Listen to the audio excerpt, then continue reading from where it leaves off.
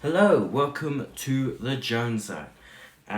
Today I want to talk about, again, I feel like I've gone with a bit of a Disney train at the moment, because today I want to talk to you about the MCU and the MCU Formula, and why I believe that the MCU Formula only really works for the MCU.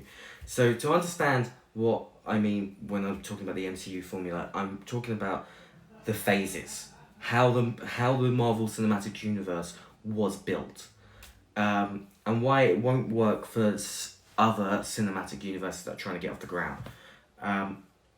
So the way the MCU was always approached is Kevin Feige built it from the ground up. He built the foundations, he built the house, like the house part of the house, he built the roof, and now he's building the extensions, he's building the swimming pool. Now he's getting to add all the really lavish, luxurious attachments to this house. And on the surface, that's the sort of thing you should apply to any cinematic universe if you're doing one. Why I don't think it works, though, in the sense of, let's take like the style of movies. So it doesn't work for something like Star Wars because there's not enough variety in Star Wars. Star Wars will always feel like Star Wars. Whereas the beauty of having superheroes is they all live in different worlds, different cities, different areas of space. So you're able to do really different things with them. You're able to get a comedy superhero movie. You're able to get a science fiction superhero movie. You're able to get a heist superhero movie, a spy espionage thriller superhero movie. There's so much you can do with it, which is, I think, one of the big key important things to the success of the MCU is, although all the movies are connected, a lot of these movies feel very different. Marvel tends to get a lot of comments on it being too similar movie to movie, and I've always disagreed on that. I've always believed every movie has its own unique stamp, and then it has connective tissue that ties it all together.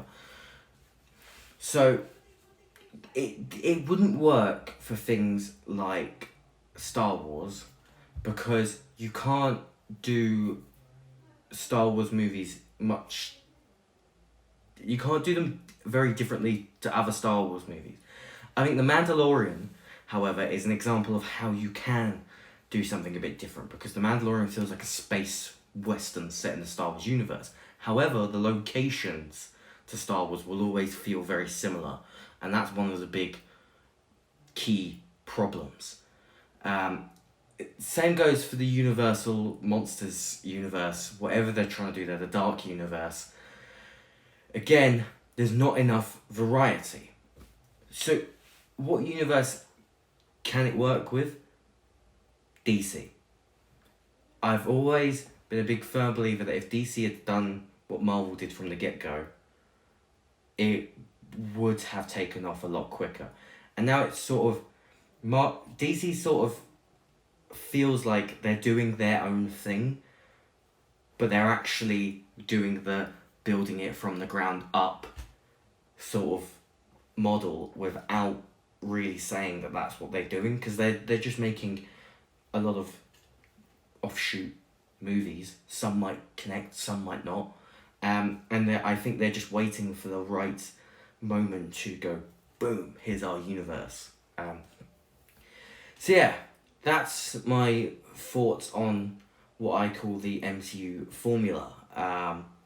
If you have any thoughts on this topic yourself, I'd love to hear them. If you'd like me to do any more videos regarding this topic, because I can talk about this stuff for ages, but I try to keep these vlogs as succinct as possible.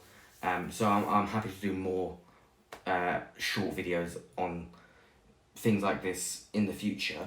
You just let me know. And as always, if you liked this video, please don't forget to like, comment and subscribe, and I'll see you all next time.